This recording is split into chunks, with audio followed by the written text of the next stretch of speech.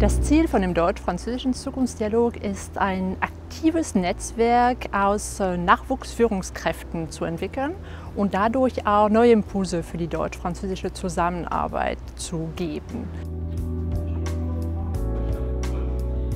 Einige Themen der Energiepolitik haben sich bereits europäisiert und da ist eine Einigung zwischen Deutschland und Frankreich erforderlich.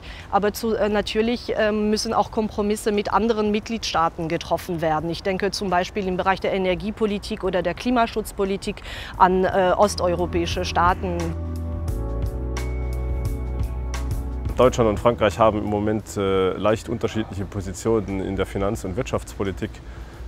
Angesichts der aktuellen Situation sind das aber die zwei Themenfelder, die im Moment intensiv bearbeitet werden müssen und wo beide Länder es schaffen sollten, eine gemeinsame Position zu finden. Wir organisieren jedes Jahr 3 Seminare in Deutschland, in Frankreich und in einem Drittland. Und zu diesen Seminaren kommen auch Experten und diskutieren mit den Teilnehmern vom Zukunftsdialog über Themen, die für die deutsch-französische Zusammenarbeit und für die Europapolitik relevant sind.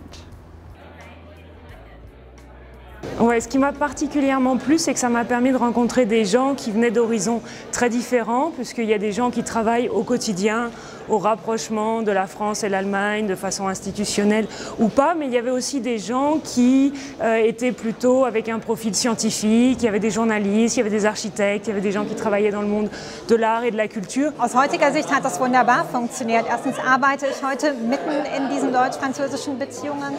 Zweitens habe ich ein wunderbares Netzwerk dadurch bekommen und natürlich auch ganz wichtig, viele nette Leute kennengelernt, mit denen ich bis heute befreundet bin. Wir haben hinreichendes Maß an Gemeinsamkeiten, sodass wir uns sehr, sehr gut verstehen können, Deutschland und Frankreich. Wir haben hinreichendes Maß an Unterschiedlichkeiten, um füreinander inspirierend zu sein. Souvent, on voit que ce qu'on voit tous les jours dans notre quotidien. Et en fait, c'est en discutant avec les autres, aussi de nationalités différentes, qu'on se rend compte que non, il y a aussi un autre monde en fait à l'extérieur. In meinem Fall ganz konkret habe ich mit meinem Tandempartner zum Balkan gearbeitet. Und das fand ich unglaublich spannend. Das ist zu gucken, wie sind deutsche und französische Positionen zum Thema der Balkanintegration in die Europäische Union. Das ist nicht ein Thema, das man zuallererst als deutsch-französisches Thema sehen würde, aber da habe ich unglaublich viel gelernt über französische Politik gegenüber zum Beispiel der Balkanregion, über Positionen in der französischen Außenpolitik und auch über Positionen in der deutschen Außenpolitik. Also es war unglaublich bereichernd. Mais nos débats ont fait ressortir des éléments qui m'ont permis une mise en perspective de mes premières impressions de la vie quotidienne par exemple.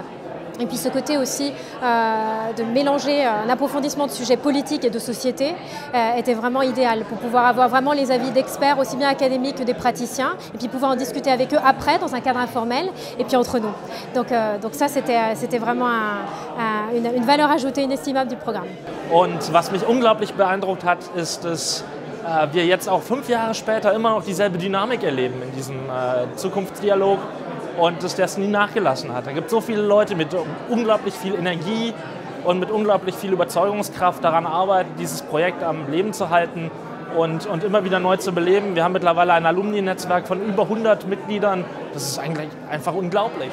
Je pense que le réseau des anciens est effectivement très important dans le dialogue d'avenir franco-allemand, notamment autour des différentes villes comme Paris, Berlin, Strasbourg, Munich. Et pour le cas concret de Berlin, c'est un réseau qui est effectivement très actif.